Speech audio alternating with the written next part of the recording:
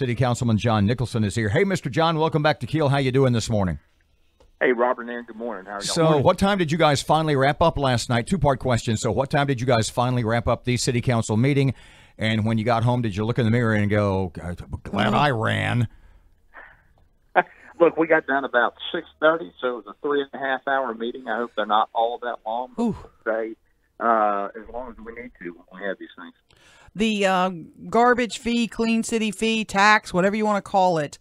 It sounds like, from me watching the meeting, that you guys are looking toward working out some sort of compromise. You feel that way too? Look, I think that's right. I don't think that the sanitation fee is going to pass at $18 per household per month. But I do think that in the end there will be support from the majority of the council for some fee. What are you in favor of right now? Look, I am really concerned, as I've indicated on social media and in the council meeting, about the fact that we have a 1% operating reserve on our 2019 budget. Before we got on the radio this morning, I pulled up the Caddo Commission's 2019 budget. The Caddo Commission's got an annual budget of about $76 million, if I'm reading that document right, and its fund balance reserve is $151 million, or projected to be by 2019. We don't need a reserve of 200%, but we need to do better than 1%.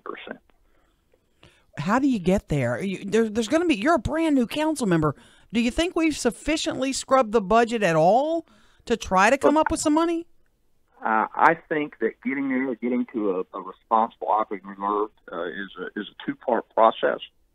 One part of the process is scrubbing the budget, and I've started that process. One of the things I had on the agenda yesterday had to do with about $90,000 of money that the previous council set aside to be given to various nonprofits selected by council members. My suggestion and motion to the council was that we take that money and devote it to the operating reserve, because as tight as things are for the city, I think we've got to, as you say, scrub it and look everywhere. $90,000 is not going to get the whole job done, but it was a start. Councilman Butcher supported me. The other members didn't, but I'm going to continue to look for places where we can save money. So 2 weeks down the line, it comes up again. The amendment process will begin. What kind of amendments to the mayor's proposal do you anticipate? What amendments might you suggest? You know, I anticipate, based on the comments of several council members, that there may be amendments offered to limit the impact this fee would have on the neediest members of our community. One possibility would be exempting people who are above a certain age or people who have incomes below the poverty level. I haven't decided what amendments I will personally offer. I will say that from my perspective, what has to happen, what has to emerge from this process is a way to stop using general fund revenues to subsidize trash collection. We just can't afford to do that. We don't have the money in the budget. That doesn't take $18, but it is going to require a sacrifice from everybody in the community. How can we be assured, and I heard several people get up and ask this yesterday, how can we be assured if a certain fee or tax, whatever you want to call it, goes to the sanitation department where we want it to go and not into the general fund and then siphoned off somewhere else? Well, I do think it's important to understand that the fee as proposed, the $18, would generate substantially more money than is necessary to stop that subsidy that I'm talking about. Mayor Perkins indicated in an editorial that he published recently that the subsidy of trash collection with general fund revenues is about $8.4 million. This fee that passed at $18 a month would generate substantially more than that. His estimate was $14 million. I haven't done seen the backup on that, but I trust that it's correct. So if the fee were to pass at $18 a month, we would be able to fully fund public work so that we're not subsidizing from the general revenues. And we also would have a significant amount of money to do with what we thought appropriate. And if the fee were to pass at $18, my preference would be for us to give a hard look to increasing the compensation of our police officers and firefighters.